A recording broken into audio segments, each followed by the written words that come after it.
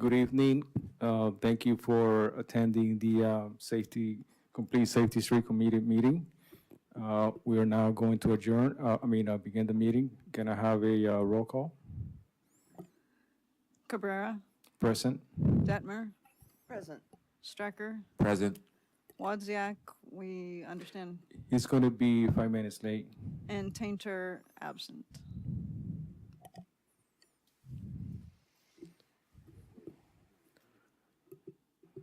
Okay. I think we do have a quorum, right, with Darius showing up later? 3 is a quorum. Okay. So in terms of the next item, which would be adoption of the agenda, do we need to wait for Darius? Not if we're not voting. I mean, you are voting on adopting the agenda, but you have a quorum, so you don't need to wait for him. The 3 of you could hold the meeting. Oh, got it. Okay, I misunderstood that. All right, so can I have an adoption to adopt the agenda? Motion, yeah. Motion to adopt the agenda. A second? Second. Second. Let's do a roll call. I'm understanding that we're in the future, we're not going to have to do that, but it's an interpretation by our city attorney. We haven't heard that officially yet. So for now, Cabrera, Aye. Detmer, Aye. Strecker, Aye. and no one else is here, so moving on. Okay, moving along. Do we have any oral communications? It doesn't seem like we have any in the, Actually, we have Chris Florkowski who's raising her hand in the Zoom. So Chris, I'll promote you to panelist, and then, or I think you can, yeah, I'll promote you to panelist, and you should be able to speak. good, thank you.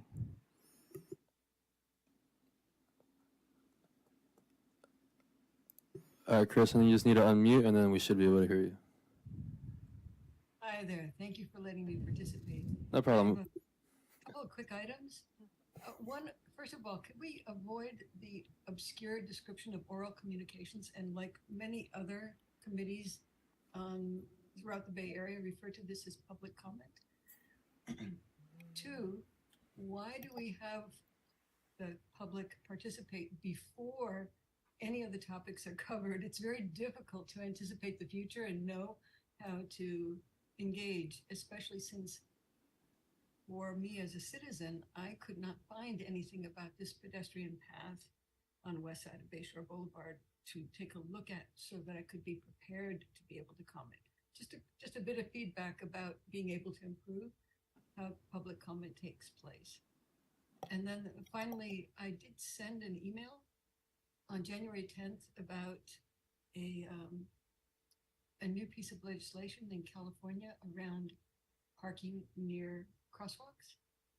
And I was wondering if there is an update on that, if that's possible to learn about. Thank you. That's all I have tonight.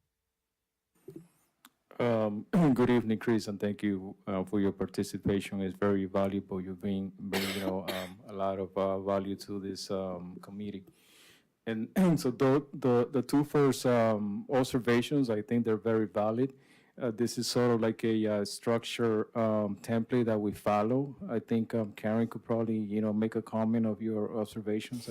They do seem, practical and logical, but I don't know to what extent they could be modified.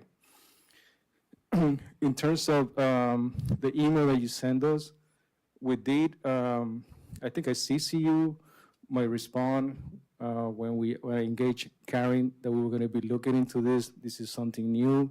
I'm not sure if you had a chance to listen to the council meeting regarding, something else, the parking permit program, but there was a lot of discussion on your topic. So this is in the mind of staff and the committee and also council. And I think we might not be ready to engage right now. But I will let the other ones, if they want to chime in, especially staff. Yeah, I can go first. So oral communications, which truly is public comment, is for items not on the agenda. So it's up to under this pedestrian path new business item, it would be up to the committee or the chair to take public comment on that. Typically, the council, when they have an item that's an old or new business, they do allow public comment on those items, but not during oral communications during that item. And this is a presentation, so if Chris is present, you can certainly offer and allow her to give comment on that when it comes to that item. And on the AB 413, yeah, I think the liaisons have some idea in mind of having the committee be involved in what we need to look into to put that in place in town. But what I'm going to tell you in staff updates is that we are able to get the liaisons to come to our March meeting. So we'll know more then. And this AB 213 briefly says that vehicles cannot park within 20 feet of a crosswalk in the approach direction. So at a four-way intersection, it would be 4 20-foot areas and, in a sense, 4 parking spaces that couldn't be filled unless the council, through its, decision-making and probably staff recommendation, had reasons to think that it could be less in some locations. So it is in a warning state for 2024, and in 2025, it is citable. So the police could issue citations for someone parked in an area within 20 feet of a crosswalk on the approach direction. But again, we're going to get into it more after the meeting with the council liaisons.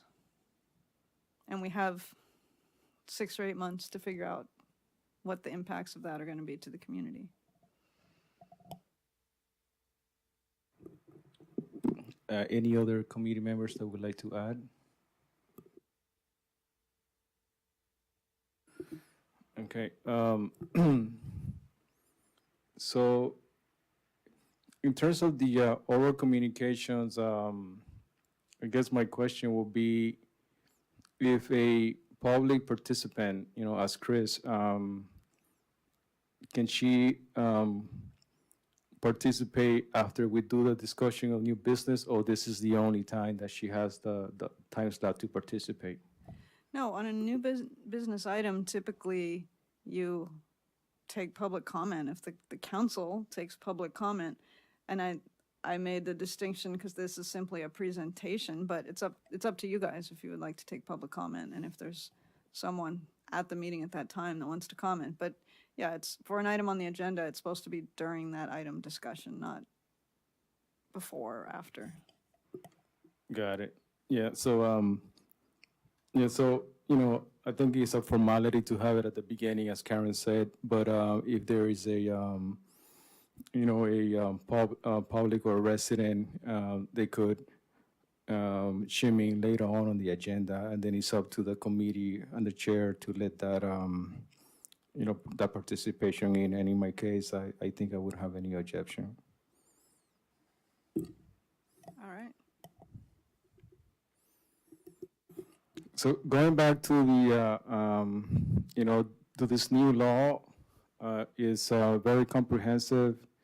It's going to be a big change. There's lots of intersection, so there's a lot to digest. Do you have any particular concern, Chris, that you want to share with us? Can I still speak? I don't know if I am still live.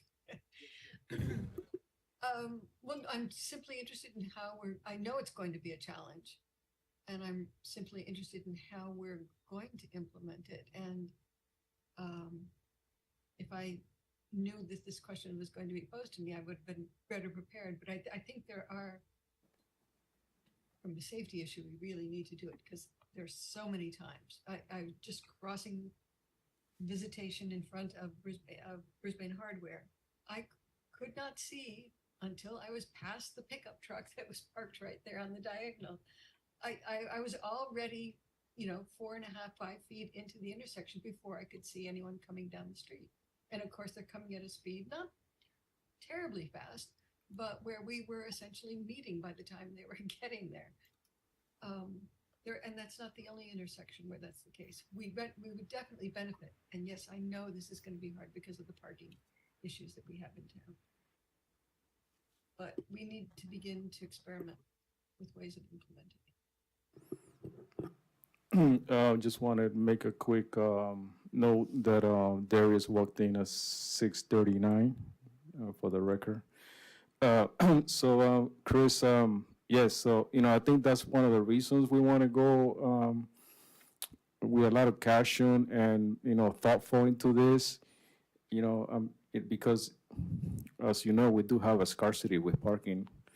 And having this law, which is a state law, that might either make it worse, but there might be other things that we could do, maybe like mirrors, just to give more visibility. That's just one thought, but it's definitely going to be discussed in the future, and we invite you to stay engaged as you have done it. And we also thank you for bringing this up. And can I add, we'll probably talk about it in some detail with the council liaisons at next month's meeting, which is March 6th, if you're able to be there. Yes. Okay. So is that it? I think we should continue with the meeting. Yeah, that's the only oral communication.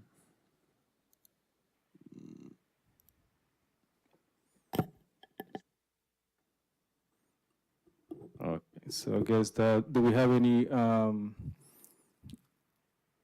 do we have any additional oral communications? No, that's all. That's all. All right. So let's move on. Now, approval of the January meeting minutes. Can I have a motion to approve it? I'll motion to approve. I'll second. Roll call. Want to give it to Cabrera, Aye. Detmer, Aye. Strecker, Aye. Wozniak, Aye. and Tainter not present. Okay.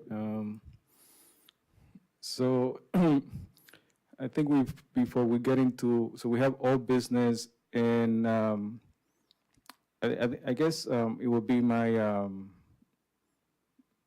my suggestion to probably talk about the parking permit, program that staff presented to council. And if anybody have any, if you guys agree, we could discuss that, and then we could jump into new business. Is that okay? Yeah, I think that's fine. Okay, so what I would say is that, I think our long and hard work was very good, presented by staff. They were very engaged in the way the material, they have two reports, one that is typically the template of the city, how they present their work to city council, and then a research paper that the committee helped to develop. So there was a lot of robust data, and then it was very simplified, and you could tell with the engagement of council. And also, want to comment on Darius and Linda attending the meeting, giving their support. So with that, I wanted to open it up. I did listen to the meeting or watch the meeting on my home on live TV. I had a call that day, so I couldn't attend. But with that, I wanted to open it up and get you guys' comment to the ones, who attended or the ones who watch it on TV, and also staff.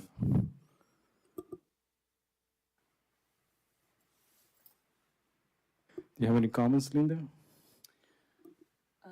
No, not at this time. Thank you. Darius? Does staff want to maybe have an update first on what sort of, takeaways all that was, but no personal comment, no.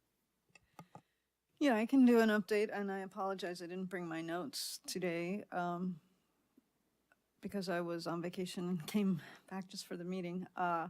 But I did the presentation about what what the committee had studied, what the kind of the background that the matter had gone back to the committee due to council concerns about multi-generational parking, commercial parking, and work vehicles, and as well as looking into other stuff. And I talked about the fact that you guys reviewed more cities, and I had an options table between some of those of you that saw the staff report, between the major points that we were asking the council to choose between. And in a couple of cases, there was really only one option. But it was meant to guide their discussions so they didn't just talk about everything under the sun again, like happened last year. And they had a very good discussion with, obviously, everybody. Many of them came from different places. And just to summarize, again, without having my notes, we got to a point that they started going through the list, and Councilmember Davis said, I'm not supportive of just going ahead, even if we lower the percentage of households to 51% without doing kind of a pilot. I want to do a test run and see how this works. And Councilmember Mackin had talked about, oh yeah, right, thank you for my short notes to Tomas. Councilmember Mackin had said she had concerns about AB 413 because if you look at central Brisbane, and there are maybe 50 intersections, so there could be 200 parking spaces lost, and that would maybe push the residents to want a program when they found that there was even more of a parking scarcity issue and a problem. So she was kind of thinking about postponing, and I had told a couple members before the meeting started that it sounded like she wanted to try to put the matter off if she had support of the council, but they wanted to discuss it that night, so I was a little bit surprised, not prepared, underprepared. So they kind of coalesced around, let's do a pilot. We want to do a pilot on Tulare and Thomas, and those two dead-end streets would, under AB 413, only lose a space on those streets. Now, San Bruno would also lose a space on each of those streets, but they could really, the idea was to do a 3 or 6 month pilot and see what the feedback is. So then Mayor O'Connell wanted staff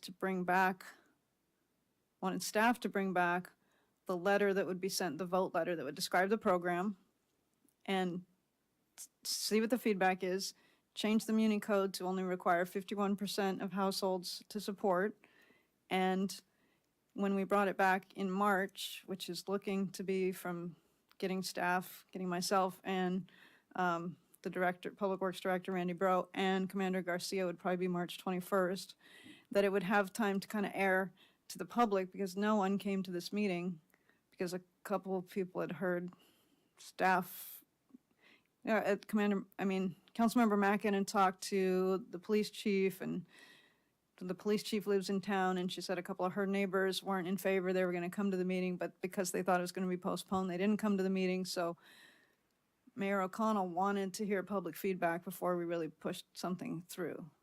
So what staff is going to prepare is just that letter that would describe the program. The Public Works Director is working on the ordinance change, and we're going to go back to council with hard costs to actually implement a pilot and to put up signs, because we hadn't really thought very much about the signs before, so I did a really rough estimate of what it would cost to install those signs.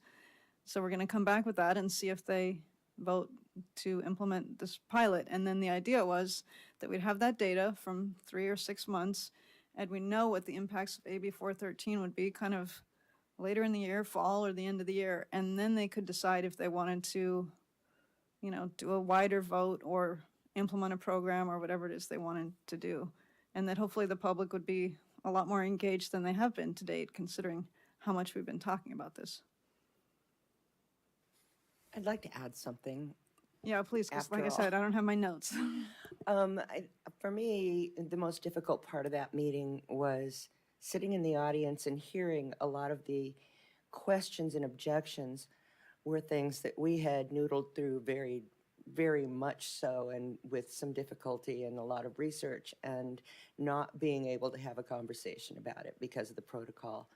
And I wish that there was a way, that when something this big comes up, that we could sit with the council and have them pick our brains about why did we decide this and why did we decide that, and that was hard for me because I was just sitting on my hands, just wanting to come up and do oral communications with them at the wrong time.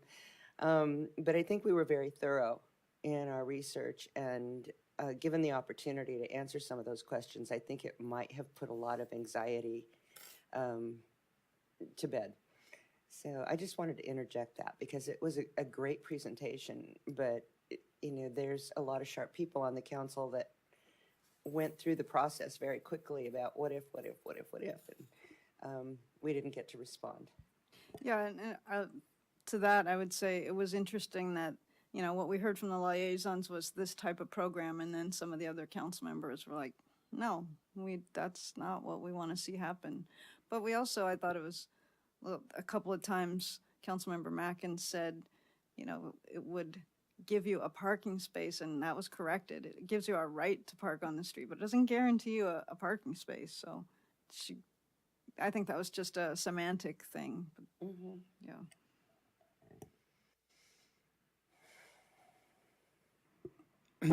Yeah, so I think, Linda, you bring a good point, and maybe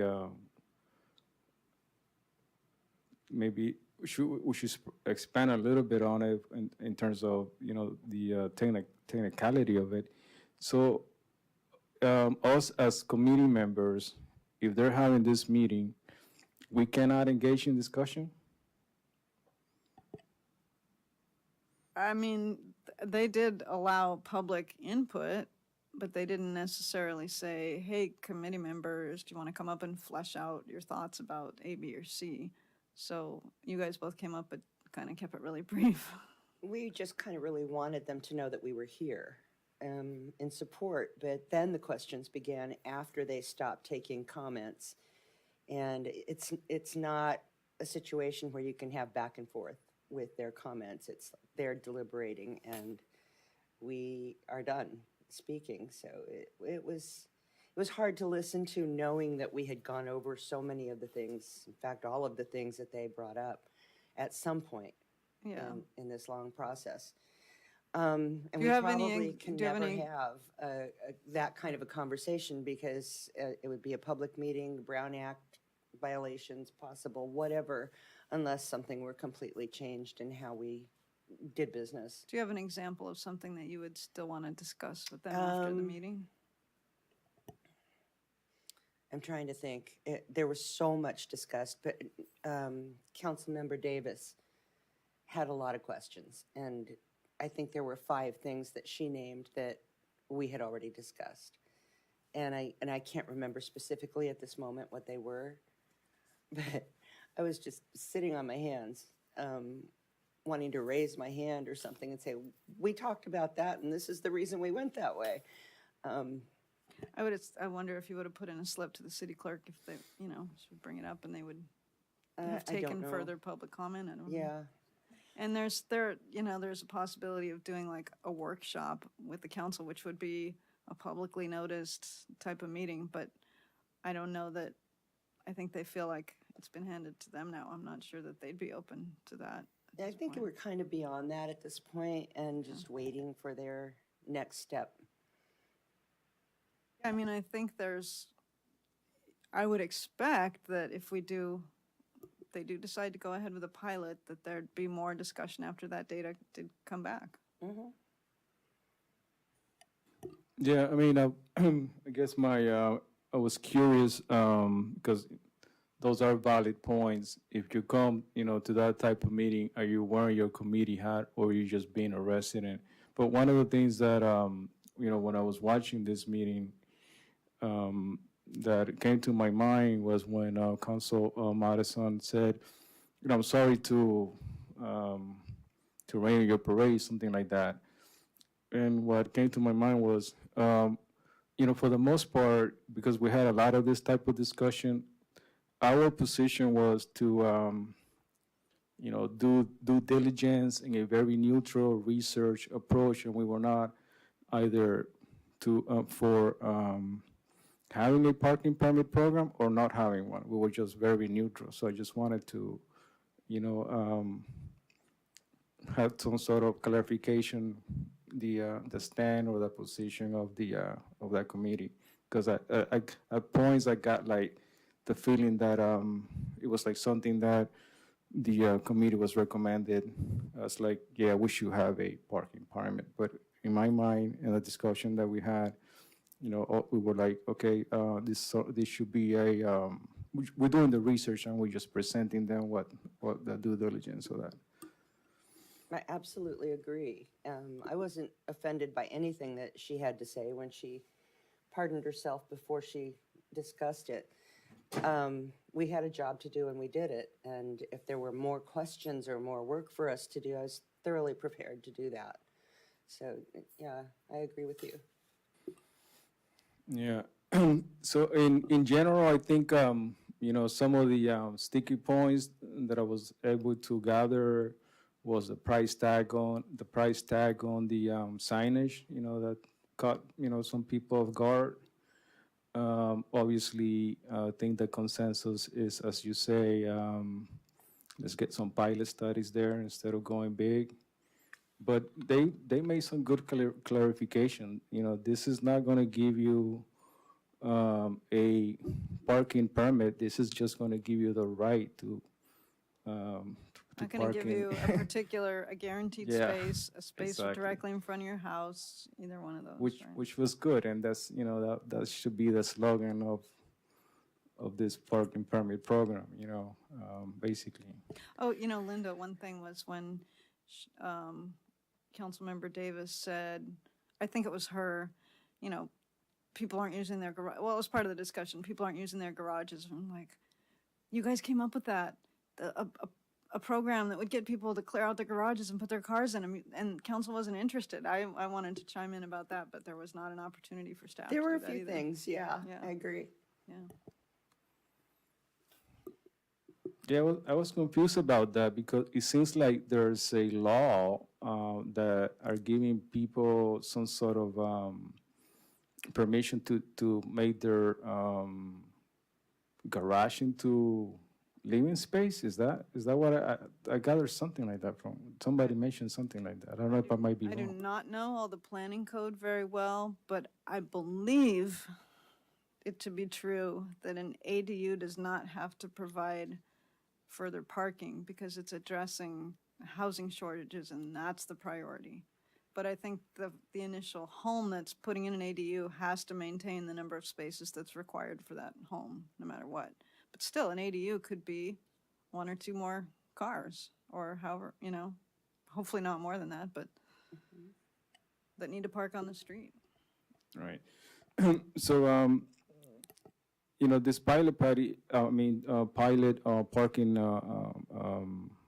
I don't know what you call it, trial or whatever you want to call it.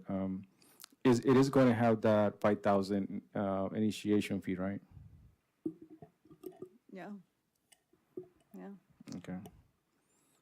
All right. So they're gonna, Mayor Connell said they're gonna marinate it on it, get some public outreach.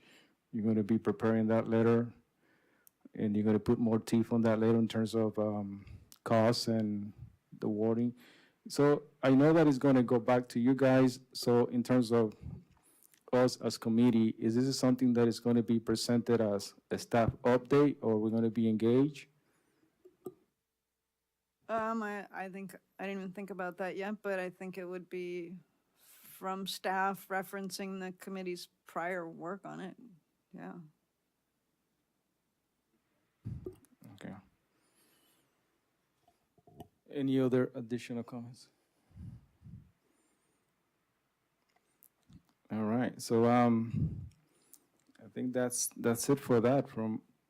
So if we could move on to new business, which is pedestrian path from westside of Bayshore Boulevard from San Bruno Avenue to Old County Road. A staff presentation. And let me say one thing. We kind of went back and forth about whether to send you this whole document before we presented it. So if, we heard from the public, they had hoped they could read what it was about. If you apologies if you wish you had been able to read it. It is like 70 pages, so we thought we'd walk you through it because it was on the approved council approved work plan from last year, and we spent the whole time on parking. We thought, well, we can present this to you, we can have a discussion, there's no action required, because we couldn't get the liaisons at this meeting to figure out what the work plan is going forward. This was like something that's already on there, so let's talk about it because everybody's interested in trying to make this get better. So it's more about discussion, give us your thoughts, your comments, but it's not an action item for you guys. Excuse me, Tomas, can you enlarge the screen slightly, please? Much better. So I'll start by providing a little bit of background on this document. Back in 2022, we had SafeTrack and a consultant named Fair Peers do a complete street safety assessment for us. SafeTrack is the Safe Transportation Research and Education Center with UC Berkeley. From what I understand, it is their graduate students, and the consultant and SafeTrack teamed up. SafeTrack and handled the data procurement and data analysis side. And then Fair Peers and myself, we went out in the field and walked Bayshore, and they developed this plan specifically on Bayshore at 5 locations with recommendations about what we can do to improve bicycle safety, pedestrian safety. And it's a really dense document with lots of intro, lots of data, but more importantly, I want to get to the specific part about the 5 locations in question. Pedestrian access and being between Old County to San Bruno, as we've discussed before, because if there isn't any pedestrian access, it's in the bike lane now. And occasionally you see pedestrians in the bike lane, which is not ideal. Yeah, you might say something quick. Pat, in the past, and actually myself too, we have expressed, I guess the wish or desire to put some sort of, to continue the sidewalk, especially on the northbound. Yeah, that's the idea. This was about, the pedestrian part was considered for the west side, which is southbound. So going north, but, oh yeah, I see what you're saying. I mean, The west side, the yeah. Brisbane Got it, town yeah. side of the Bayshore. mobile park, Yeah. yeah. My screen went back down again to small. Thank you. It's the first location where they developed recommendations was for Bayshore Boulevard and Old County Road. Some of the I'll read this paragraph just to kind of lead into it. The intersection of Bayshore Boulevard and Old County Road / Tunnel Avenue is signalized and includes 4 channelized right turns. Old County Road provides a connection to the community park, and Tunnel Avenue provides connection to southbound US 101 via Lagoon Road. Bayshore Boulevard has a posted speed limit of 45 miles per hour. Parking is currently prohibited on all legs of the intersection except for the northbound shoulder of Bayshore Avenue, north of Tunnel Avenue, which allows for two-hour parking. There is a bus stop on both the east and west sides of Bayshore Boulevard, south of the intersection. Can you describe what channelized right turns are? And also wanted to note that they found, I think they had some of the data from the police department, but as you guys know, speeds were like 55 to 65. There's a page, you could read that if you wanted to see what the actual data is, but people are going beyond what the posted speed is a lot of times. And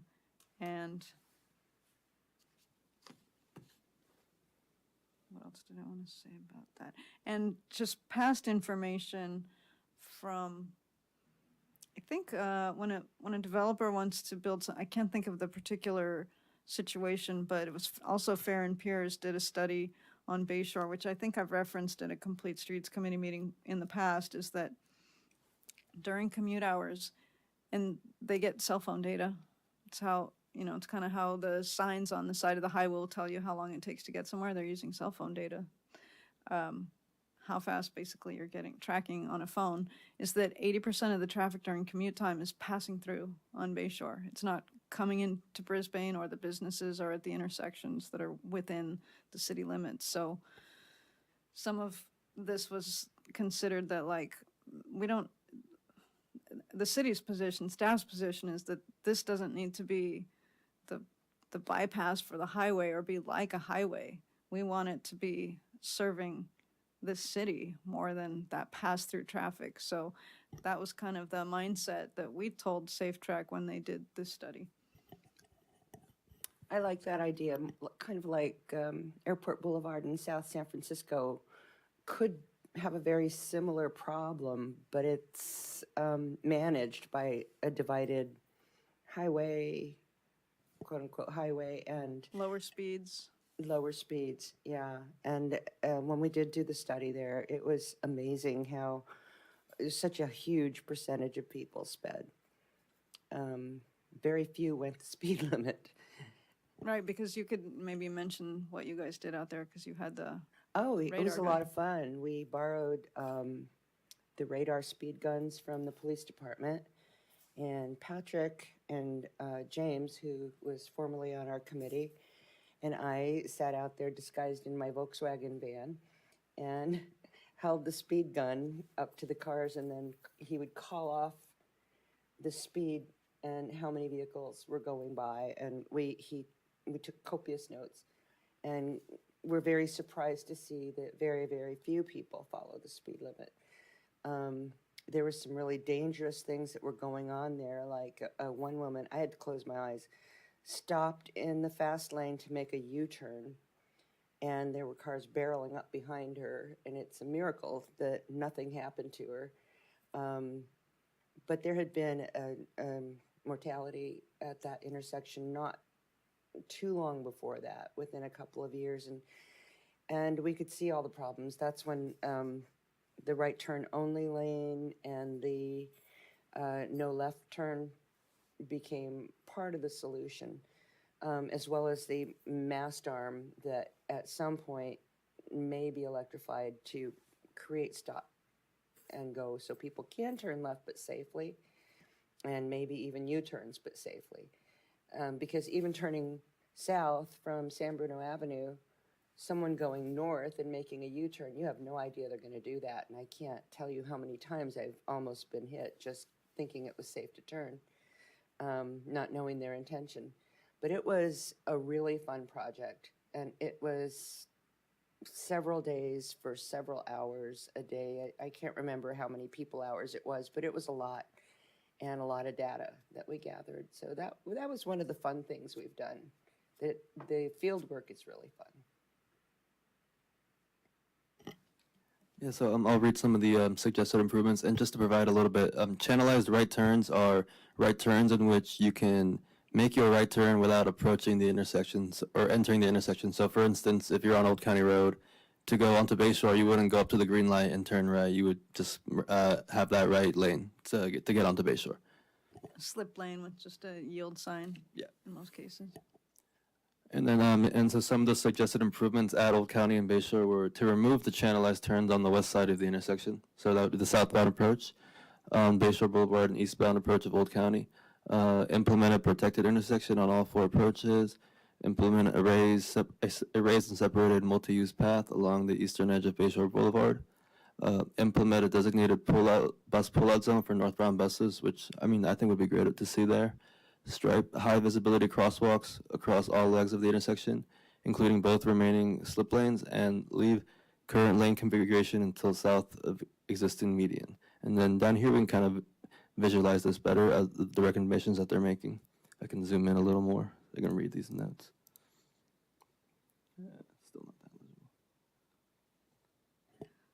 So the slip lanes for the right turns would slow traffic down and make it safer for bicyclists. There's not necessarily conflict with pedestrians crossing and getting over to, say, crossing Bayshore and getting over to Old County or continuing that way, they do have to cross that. So it's slowing people down. Instead of in those slip lanes, you can probably go 30 miles an hour. You've got to yield. You create Excuse a me, conflict what is a with slip peds. lane? It's so in the picture in the top, if you're going northbound on Bayshore and you want to turn right on Tunnel, that dark part, show the dark on the, Don't you mean up here? no, Oh, the slip lane, the right turn, over here. that area. Okay. So it eliminates that. You can't turn like that. You have to go up to an intersection and make a 90. So that part disappears, the part you're hovering over. And you gotta go straight and make a right turn there. That's the channelized part right there? On the two Yeah. west approaches, on the two west corners, so going southbound as you approach Old County and going eastbound to turn right, where it's green. So not on the Lagoon Road side, No. basically, right? No, on that side, they're saying just put high visibility crosswalks there, make it more obvious that there are pedestrians. And to be clear, this is conceptual, so it's not design level. I was talking with the Public Works Director about the next step of something like this might be to try to get grants to get an actual design and then try to get grants to get actual construction. Okay, I have a question about the bike lane. The double lines on the right-hand side next to the bike lane, to the left of the bike lane, but on the right-hand side of the photo going north. Is that designating the bike lane? I think right here, yeah. Right where the arrow is, right there. We have a double, normally we see those in double yellow, broken dots like that, but it's, the green dots, I'm guessing, is bikes. What they say about the east side, this study is implement a raised and separated multi-use path along the eastern edge of Bayshore Boulevard, eastern edge adjacent to southbound traffic. That doesn't sound right. It sounds like the western edge. Let me see. And I guess kind of related to that question, I was looking at the the bus stop section. So the yellow part, would that be the part that would be like a raised section, that multi-use? Yeah, I believe so. This part. Yes, that's the raised multi-use. So on the northbound direction, that's probably a buffer, the double white line. Mm-hmm. So the new guidelines, National NACDO, whatever they stand for, is to actually have a barrier on a street of this speed. You know, we did rumble strips before that was a requirement, but they're actually saying a physical barrier or something more than rumble strips. I saw something like that in South San Francisco where they actually had what we called channelizers that were protecting the bike lane along the side of the road. And that looked really interesting because it brought my attention more to the bike lane and who might possibly be there, where normally you're just kind of looking, but they were green channelizers that delineated the bike lane. And that seemed to add an element of safety for that lane. Interesting, yeah, and green is equated with bikes now. And I would say as well, like something my partner would say is he doesn't like to bike in general because bike lanes feel so dangerous and so exposed to the traffic. But if it's separated with, cones or some type of barrier, it just feels safer to ride your bike. Planters sometimes are used, or just even a curve, there's Yeah. a number of different things.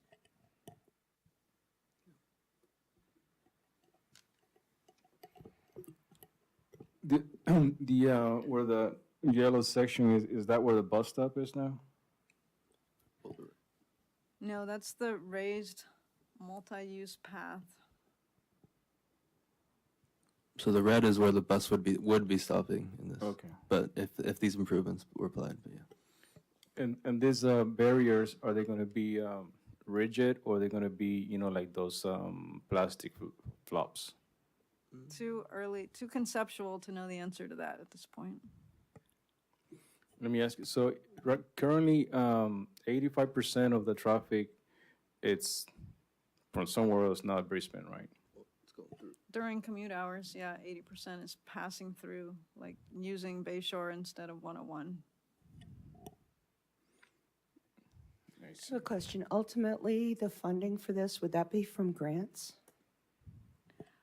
I mean, I can't say, but I would I would guess that council would want us to get grants because it's, well, as we go through it, you'll see it's not cheap to do. And all of this. it's a really nice idea and improvement, but it looks really expensive too. And I'm just curious. Thank you.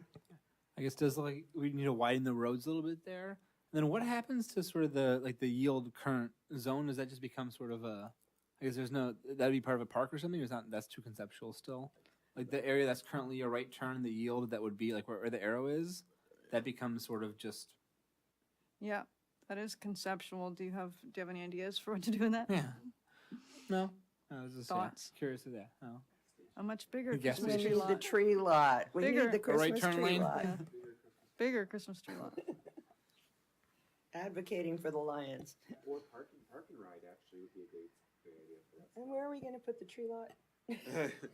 I was thinking like a park and ride, since the bus stop is right there, right? People could Maybe that just a little extra drive from space the could old be. county, and then they can take the bus over to the Caltrain or something. Yeah, parking ride would be nice. There's one across the street. There is one across the street. They could walk across. Leave the tree lot alone. I mean, that area has plenty of space, to design all sorts of stuff. Where it gets hairy is as you go north, and then you have a lot of little hills and stuff that is going to be challenging to expand the road, right? Or you're going to have a. Let's move on to the next slide because there's a big surprise sorry. coming. So yeah, next location, Bayshore Boulevard, and then in between Old County Road and Van Waters and Rogers Road. Yeah, I'll just go through the improvements. See if you can see this a little bit. Yeah, so suggested improvements. After the landscape separated median ends, implement a road diet to reduce the number of lanes to one in each direction with a striped median that acts as at center turn lane necessary to access driveways. Extend the width of the separated area with the multi-use path to be as wide as possible with the new road diet and provide landscaping adjacent to the path. At the existing driveway of MK Pipeline, stripe a high visibility pedestrian and bicycle crossing adjacent to the western edge of the roadway. Let me go down to the visual, or you can see it. So to create the space, a lane would be eliminated in both directions. That's the recommendation. And that barrier in this area would be a landscaped. It could be green infrastructure where it treats storm drainage, or it could just be landscaping. Can I ask for clarification on a lane diet? Does that mean we're eliminating a lane, going down to one lane? Yeah. Okay, with all the building that's going on around us in the cities, south and north, east, west, everywhere, all the condominiums that are going up. Traffic and circulation comes to mind. And if people are using us as a highway to go by and not necessarily stop in Brisbane, is that going to add to so many things? Congestion, the amount of time people spend traversing Brisbane on this highway, diesel particulates or, smog. There's a bunch of things to consider. I mean, I love the idea. I really do. It's just having worked on the DEIR and doing the math on the congestion of vehicles with the build out, if Brisbane did nothing, is going to be severe when they're finished with that. And so I'm wondering if, I don't know what I'm wondering. I'm just a little nervous about it.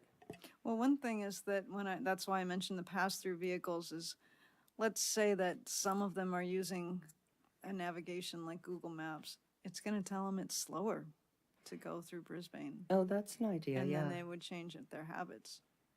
Okay, that helps. That's the idea. I feel better. That's the goal, yeah.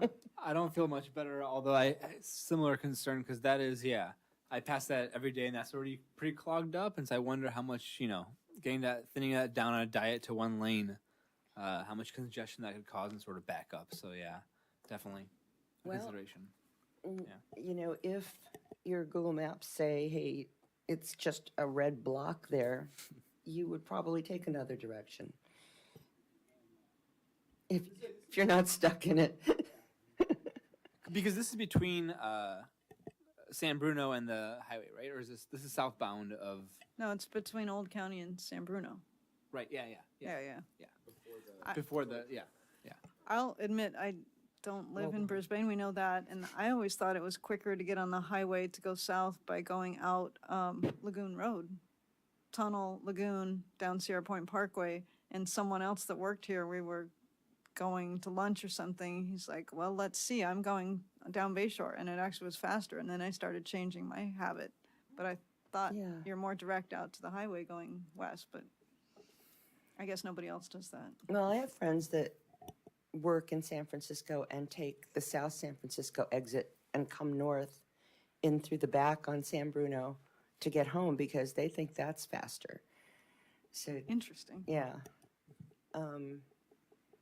I would love to see this become more of a beautified, useful part of our city that's safe.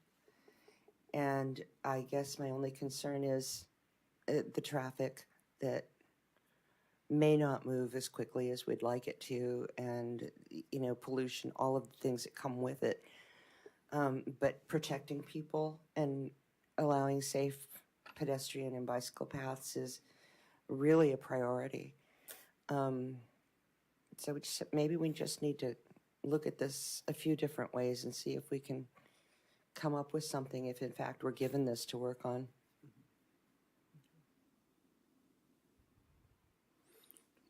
Yeah, so in terms of, so I guess Brisbane will have the jurisdiction to make a decision on this, right?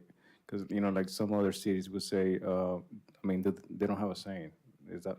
That's my, do we have other parties that they could have a saying if, for this type of implementation?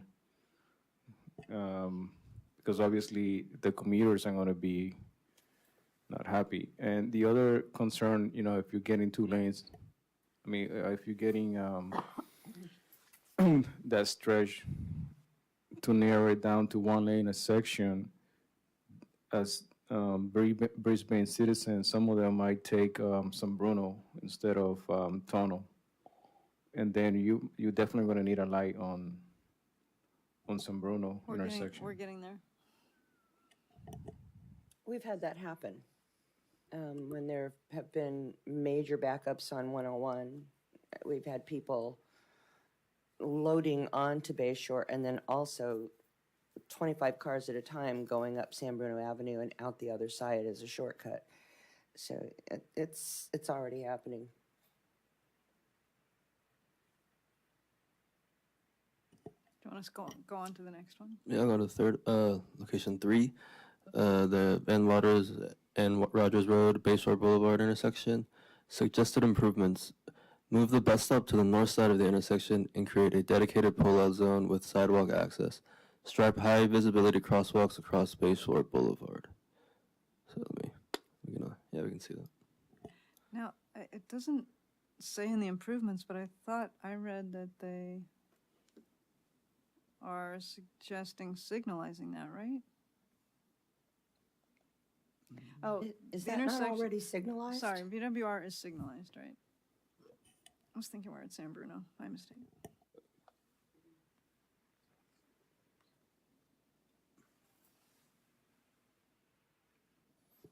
So this is kind of extending the same road diet down through VWR. I think there's pretty much agreement about on the east side, moving that bus stop to the north. That's where Samtrans would want it to be. That would cause people at the mobile home park to actually, hopefully, cross always at the crosswalk, because they'd have to go up north anyways, so why wouldn't they cross where they had some control to make them safer?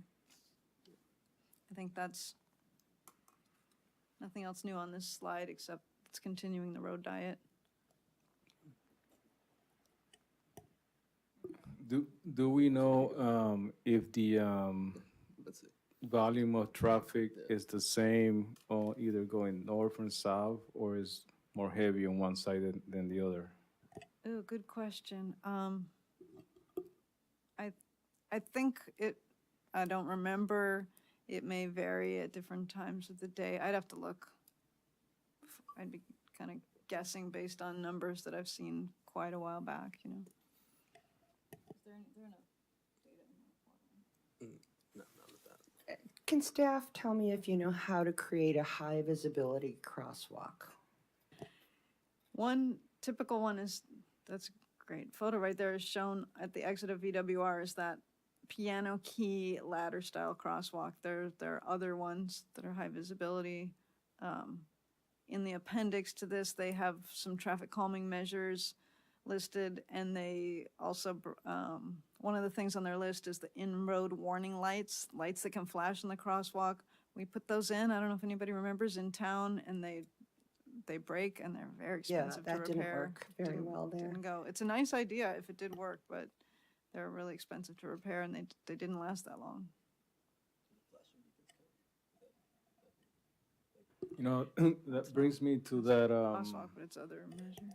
article that we circulated that I think, you know, there's been a lot of restriction being lifted off in terms of giving cities or local, you know, authorities to get creative with their intersections.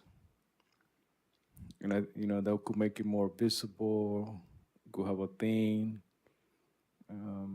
something to consider. True, yeah. You know what I'm talking about? Yeah, because you had staff forward that editorial in whatever magazine. Yeah, it was like artistic take on some crosswalks to make them more visible, I think was what it was saying. It was actually the asphalt, I think, leading up to them that was painted.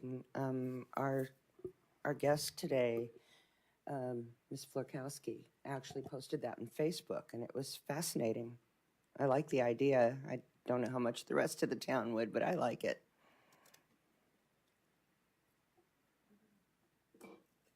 But from a strict safety perspective, I think that would that bring more clutter, or would that bring more? I guess it all depends what type of art and how you design it. But it would definitely, especially with a lot of people that are always looking at their phone, and when you look at your phone, you're sort of like looking down, right? Yeah, I mean, you got to balance the plus and the minuses. You want to have people's attention, but not distract them too much. Can I ask a question regarding the bike lane? Here it's the solid green on the bottom, and then it gets striped upward. And in the previous sort of figure, it was all striped. Is there a significance to sort of the striped bike lane versus solid bike lane there? Is that about crossing it, or? On the east side? Yeah, there, right? Yeah, so I guess down below it's sort of solid throughout, but in the previous figures it's always been sort of dashed. Yeah, the dashed is where something would have Something to could cross cross in it? case Okay. a bus or car turning right off of BWR. So that's about it. Yeah, because it's approaching the bus stop okay. lane up here. So.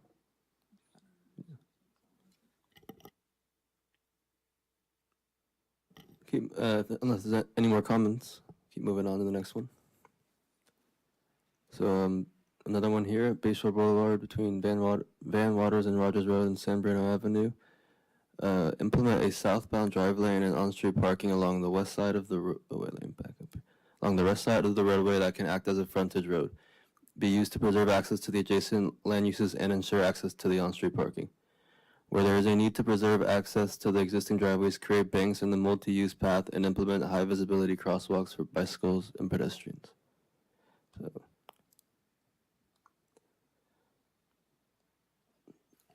So is the concept here kind of like on the Hillside Boulevard, right, in South San Francisco, where they have a separate road, like you have the main roadway going through, and then they have a separate side street with parking for the houses Serves the there? residences. Yeah, something like that, yeah. Okay. I like that idea. That's a dangerous place to pull in and out of. Sight lines are bad, very little parking. So I think that's a great idea. So the details of how this frontage type road connects aren't worked out in this concept, but at an intersection, it makes it safer to actually be able to turn into that frontage road.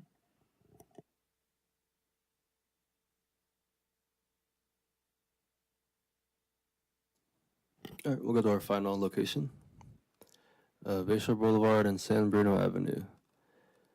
Continue the road diet through the intersection and transition back to existing lane configuration south of the intersection.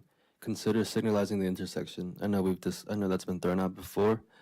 Create signage indicating the drivers approaching from the south that they are entering a slower corridor and alerting them of the presence of pedestrians and bicycles.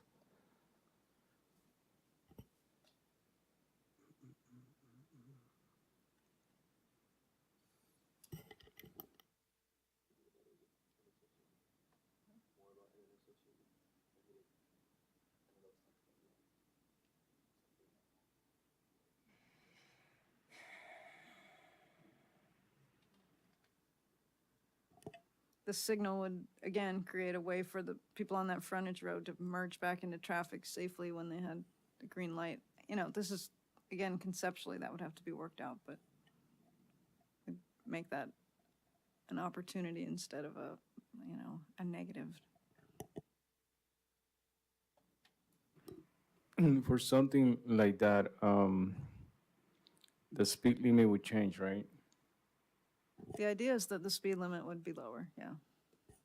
How much lower? I don't know. And if there would be I- like a merge or something ahead of this, because currently this is a 2-lane with a left turn lane going northbound.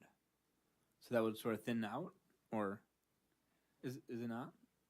Yeah, it would, yes, it would have to merge. Yeah, that would happen before the intersection, I'm guessing. Yeah.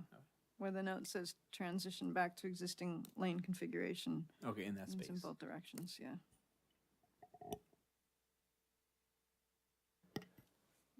Also, just some facts I noted in this report regarding Brisbane's ranking compared to other similarly sized cities in California's.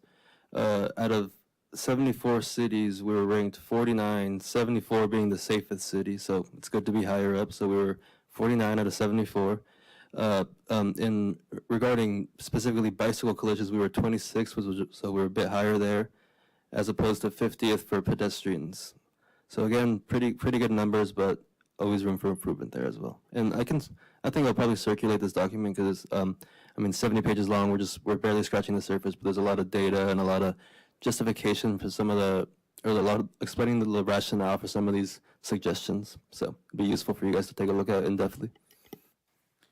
You know, that's very good because I was thinking the other day, I forgot what this conversation took place, but they were ranking also Brisbane as one of the worst when it comes to public transportation.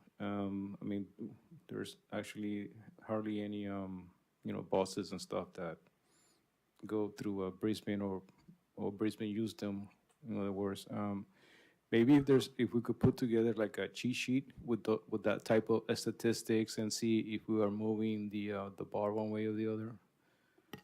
Just to have it. Yeah, that'd be as a good. committee. Yeah, something I'll see maybe like what direction we want to head in and what it would take to improve. So yeah.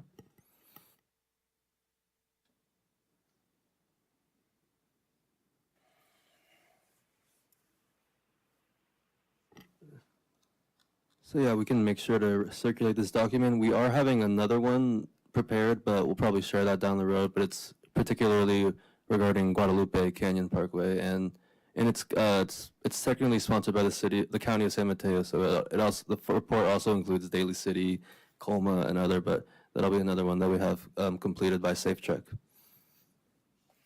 I have a question, Tomas. How in the world did which university? It was UC Berkeley. UC Berkeley get involved in looking at this? Was it how did they become involved in this project? Because they did a wonderful job. Well, I remember one of the first things when I got here is they actually reached out to us, and they reached out to agencies themselves, and I think it's for their graduate students specifically, but they look for agencies that are looking to have their data analyzed, have the data put together and organized, and teamed up with a consultant, of course, so they present it professionally. But yeah, I think they do a lot of the initiating themselves. It's really well thought out. I Yeah, really like it. They reach out to staff of different agencies and say, here's the services that we do. Do you have something you would like us to study? And we're like, well, we know this is a problem. Let's see what you come up with. They've done a lot of work for us. That's great. Yeah, it was great. And then of course they ask us, and we say, well, Bayshore Boulevard, and this, and they say, well, what segment? And that's why a lot of this is focused to this particular segment. And then Fair and Peers, the consultant, we actually went out in the field and examined the conditions on Bayshore. So that's kind of how this report came together. It's great. I really appreciate their work.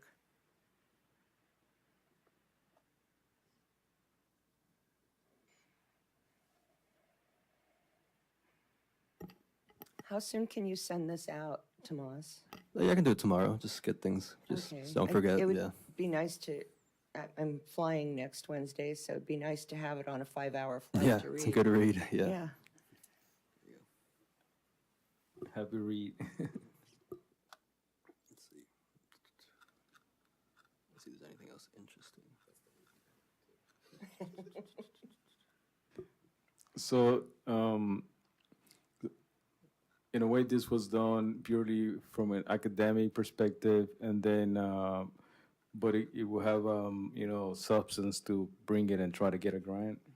Right, yeah, we often use these kind of reports when we're looking for a grant because a lot of times they say, well, it's how we show them that this is an issue, or it's how we demonstrate the need for a particular location. Like if we want to make improvements on Bayshore Boulevard, we would say, well, look at the study that was done, look at the data we have that was put together, and look at these suggestions. There's we're not just making up that Bayshore needs improvements. There's data to back it up, and so a lot of these, yeah, we refer to them when we're doing our grant applications. It's wonderful.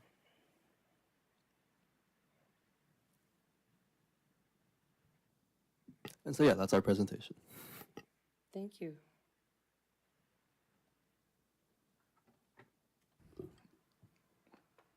Any additional questions? I guess, is this something that we could consider as sort of an action item in the following meeting, or is this something to kind of ruminate over until we have further? I think Yeah. we have to wait to be given the go-ahead by the liaisons next month. But if they're aware of this work that's been done, it may push it up further. Then there's San Bruno Avenue and a few other things. Today, coincidentally, I noticed that there was an emergency on Mariposa Street. And I was immediately thought, what if that was a one-way street going the opposite direction? A fire truck pulled up to a house and then an ambulance did. And I thought they would possibly be going up a one-way street the wrong way, and looked it up, and they have a right to. I was really happy to see that if it's a call and they're using lights and sirens to alert people for safety, that they can in fact drive the wrong way on a one-way street. So that was cool.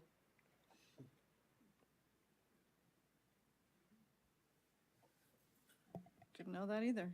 Oh yeah, one thing I forgot to mention with SafeTrek, similar to the local road and safety plan, they have a website called streetstory.berkeley.edu, which is essentially where you can put public comment, pretty much the exact same thing that the local road safety plan was offering. So if you're in an area where maybe you felt there was a near miss or there could be an improvement, or you're out and you see this yourself, you can go to this website and that gives them the data.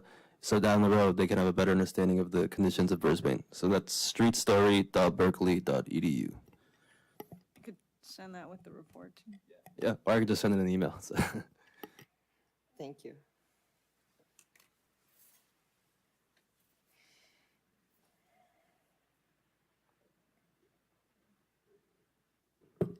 Okie dokie. Any staff updates?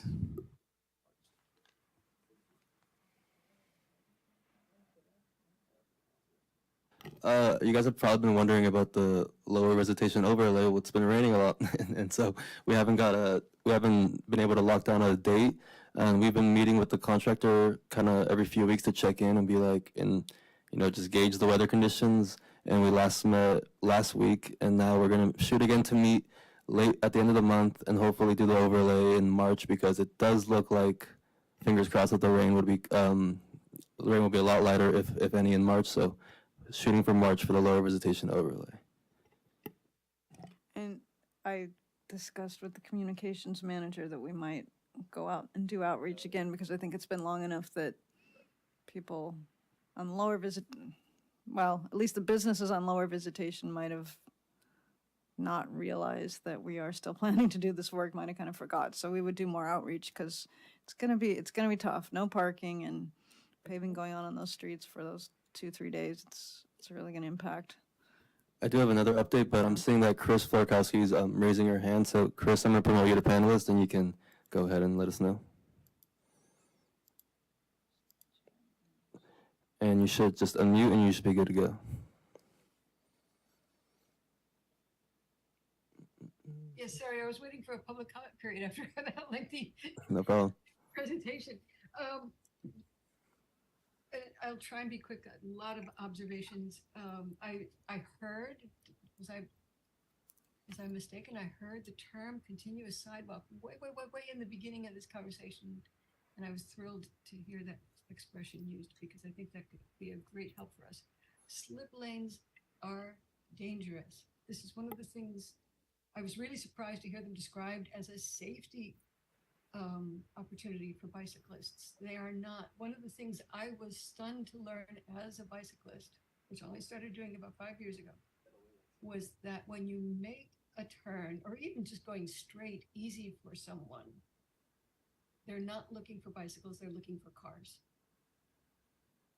I have almost been hit on the main drag in Crocker Park. I'm sorry, I'm spacing out on the name, by a big truck driver coming out of a driveway. I was in the bike lane. He was not looking for me. He was looking for cars. Whenever you make it expeditious, they're looking for cars. They're not looking for small. And I have a light on. I have a bright yellow jacket. I am not hiding. So be careful about that.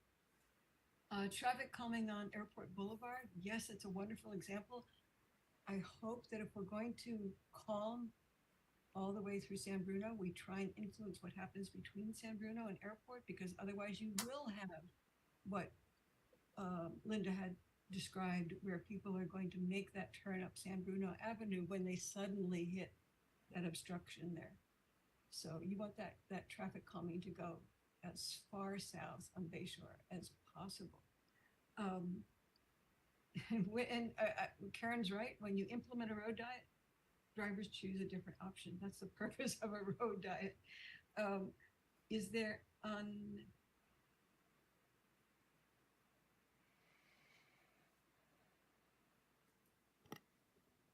Chris, you still there?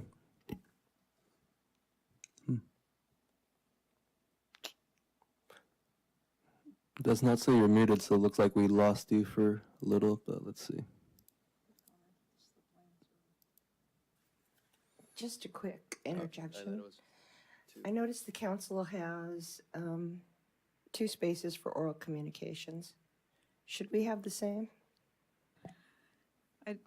I don't believe any committees or commissions do that, and we typically don't have a lot of public participation. It could be a placeholder and we pass through it. I suppose I'd want to ask the city clerk to make sure. Okay. Yeah, we could have asked for input on this item. That was maybe an oversight. And the slip lanes, we talked about removing them because, you know, that's what the concept in this plan was, to take those away because of the safety issue. Yeah, it was removed too late. So what I gather from Chris is when you're mixing pedestrian and bikes, that mix might not be. I mean, you have to manage it carefully because they could be more of a challenge because, you know, pedestrian could get on the way and so forth. Hey, sorry to interrupt, Christian. I think you guys aren't seeing the screen, are you, for Zoom? No, We've you lost out of the service. network. Yeah. Yeah, I think we may be. Connecting to network and joining meeting is what I've got. Okay. Yeah, let's see. Let's try to connect back. Yeah, for some reason I'm off the internet now, and so now the whole Zoom just crashed. But now I'm trying to connect again. That's probably why we lost Chris. And that's why we lost Chris. Yeah. I also, yeah, no internet from Yeah. City Hall. Okay.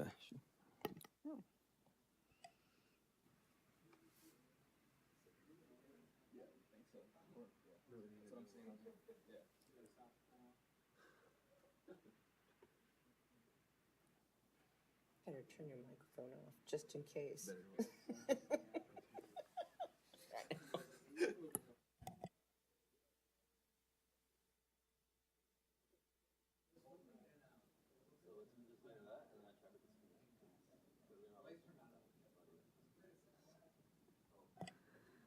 So where were we? We want to, in case we don't reconnect, still talk, I think.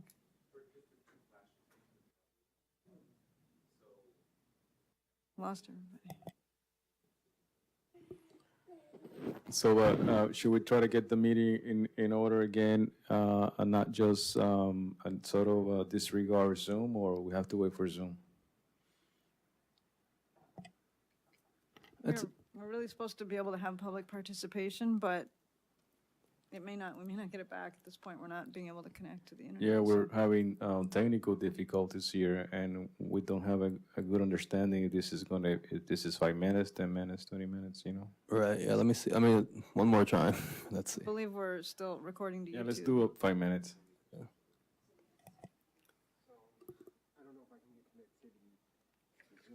Oh, okay. Is there any search working like on Google or anything like that? Let me test it out. My phone says it has Wi-Fi. I'm back. Recording in I'm progress. back. Let's do 5 minutes. Okay, we're back. I'm back. Okay. Hey, Chris, you hear me? No, you can't. Oh, wait. Yeah, we can. Yeah, we can. We heard you, Chris. Are you still there? Yes, let me turn that off because you're going to get echo. Weird. Okay, here we go. I don't know what I didn't finish, but I guess one of the things that I'll say, it would be really interesting if this committee could have a workshop available to themselves so that you'd learn and understand some of these tools that are in that proposal. And maybe even be able to develop our own solutions if we understood, because the whole world of urban design has changed dramatically in the last few years. And so a workshop might be helpful. Did I get, I think you heard my point about the Van Waters and Rogers Road, which is to look where people walk. Is that correct? I think we missed that. Oh, okay. I don't know how far to go back. In that particular intersection, why don't we look at where people actually need to walk? Right now, they're walking out into that road in order to cross or to get to a bus or somewhere. Where is the best place for them to be able to move in order to get to where they need to be going? We don't need to necessarily funnel them into the same place where the cars are traversing there and crossing. So if we were to take a look at that first and then decide how to implement the safety around that. And then to please take a look at quick builds. Did you hear that part where let's try some things with paint first before we spend a lot of money? It would also alert people to the fact that we want to change behavior in this location. Yeah, I agree with you. There could be more, maybe, public outreach in certain specific locations. Well, and to do the quick builds. And the quick build, yeah, easy. Yeah. Thank you, Chris. Any more comments? No, I don't know how far back to go, so we'll just leave it at that. All right. Yeah. And I suggest, I think next meeting you'd probably find that one useful, interesting. So maybe we'll see you next meeting as well. I've got it queued up for right after this. So Okay. thank you.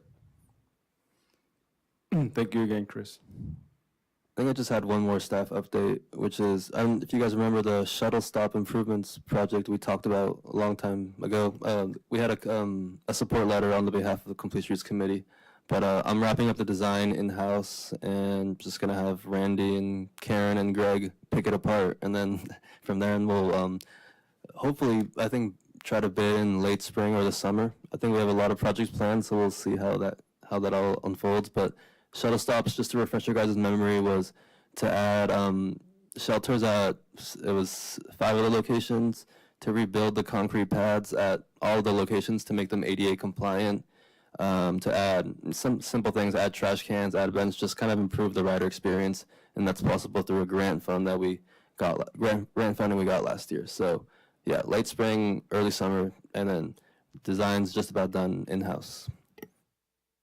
That's good news. Oh yeah, and also over on San Benito, again, we're just hashing out with the consultant, just kind of going back and forth about the plans and specifications for the stairway. But that's another thing that's planned for the summer, which is why I threw the little disclaimer about shuttle stop, because I think it's going to be a busy building season. But yeah, the stairway between Alvarado and San Benito is also moving along. Thank you for that. One thing you mentioned, Karen, that you were going to get a hold of the communication director to keep provide more updates in terms of visitation. You think it's possible to get some information on the exit from the freeway to Bayshore? Because that construction has been going on for a while. We've been having a lot of rain. That exit got narrow. There's still a lot of debris and that structure. You just want to have a sense for how long is that going to be there. I can pass that on, yeah, to the communication manager. My path is from the north, so I don't see that quite as often as probably a lot of you do. It's not necessarily as much on my radar, I would say. Yeah, I use that a lot. I'm sure a lot of residents do too. I have a couple really high-level updates. I don't know if any of you guys regularly walk on Crocker Trail or got feedback, but in some of the rains we had, some of the resurfacing, the new surfacing material wash out, and there are some rivulets. So we looked at how to fix that, and kind of background is that we got this funding to resurface the trail, but to do construction and no funding for design, and it would have been costly to do a survey and kind of really figure out the drainage and study it environmentally and see if we needed to make changes like this, kind of outside the scope. So we'll put it in, and now we're seeing where we need to improve. So in some cases, we may, if there was a point where water's concentrated, making a problem, we may just harden the surface a little bit in those areas. In some cases, we're gonna just cut out a little more drainage on the side so water goes where it's supposed to go, because there are inlets in locations along the trail, but we don't want to get on it with equipment until it's done raining. So in the meantime, hopefully it's thorough enough as we've put out caution signs and said improvements when conditions allow. But it'll be better, and it was, although not ideal, less expensive way to find out where to make those changes. I don't know if anybody's noted that. I know that I've heard it from other people. And then secondly, and Tomas didn't get invited to this, and it's very preliminary, but Caltrans in their managed lane project for 101, which is going to, if I remember this right, add the high occupancy vehicle lane from 380 up to the San Francisco city limit. We asked them about the bike lane at the exit from the flyover from 101 to Bayshore at the south end, and they've conceptually looked at some options. They've drafted a memo, and they're going to forward that to staff, but they weren't ready to forward it to staff, so I was told I can share that with you guys when we get it. And perhaps, if I believe that they do think they need to move the flyover, that's why they're doing those studies, and that then they would have a better way for that traffic and bicycles to interact. So there'll be more staff updates on that in the future. Maybe that's why the flyover is taking so long, if they're considering moving it. Yeah. I think they're like, I think that came up and they're completely different arms. Like, that's a maintenance, construction side, and this is like a planning side. So I don't know if, I think they're too big to probably even talk at that level. Well, that's good news. That's, that bicycle lane cross thing is just terrifying. So that's good that they're looking at it. Yeah, yeah. Thank you. Yeah. So for the so I guess that's not on the warranty, right? The resurfacing, because it was a design issue. It's not actually the surfacing that is washing off. Well, yeah, the surfacing is washing off, but because the drainage isn't, some of it is filled in from the storms last year. The drainage is filled in, so the water's running different places. We built it up and created slope on the surfacing, making water get off of the surfacing and get to the sides, but in some cases it didn't have a place to go from there. Well, that's unfortunate. So yeah, I mean, definitely that's great news in terms of the bike lane. That particular area, part of it is San Francisco, and then part of it is Brisbane, right? South San Francisco, South yeah, San they Francisco. were present at the meeting too, yeah. Okay, cool. No, that would be great. Because What- I think where the flyover touches down is still South San Francisco. Can you share those designs when you get them? Yeah, yeah. Cool. All right. So that's it for staff updates. We can move to chair and committee members matters. One thing I have on this under this is, the chairmanship year. It's up next March. So we could elect a new chairman. And so one question would be, in general, would it make sense for the new chair to sort of get the new chair before, at the beginning of the meeting, since we're going to have the lights on and get, council lights on meeting to get all the agenda worked in, or it doesn't matter, I could chair that meeting and then at the end we, select the new chairman. I don't know, there's, I guess, pluses and minuses to both ways. We could look at past agendas when we had elections and see where we put it on the agenda. I believe open space and ecology, they do it later in the meeting, so the chairmanship starts at the next meeting, but, you could do either way. My recollection in the past is that it's one of the first agenda items, and then the chairs are switched, kind of like the council, where they immediately take care of that, and then the new chair chairs the meeting in March. So they have that full month. Yeah, staff could go either way. So, yeah, because, in a way, we're going to have that critical meeting with the, Council Liaison, and we're going to talk about our agenda. So in my mind, I think it almost makes sense to sort of have the introduction of the new chair to carry on with that. Because, Yeah. it's going to be that new agenda, those items, and that's going to be our new marching rules and so forth. Okay, yeah. Okay, cool. So we would do that just to put that into the agenda. Yeah, definitely. Okie dokie. Any other? I did have one thing, I guess.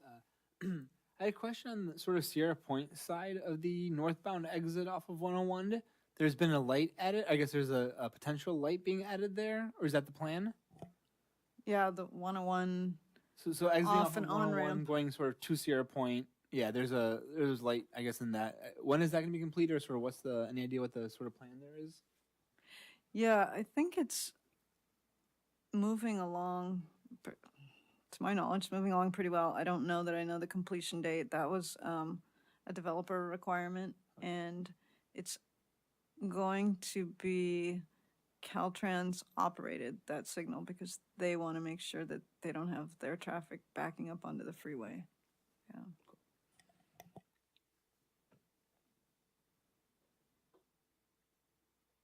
Okie dokie. So our next meeting is going to be March 6th. And with that, the meeting is adjourned. Thank you, guys.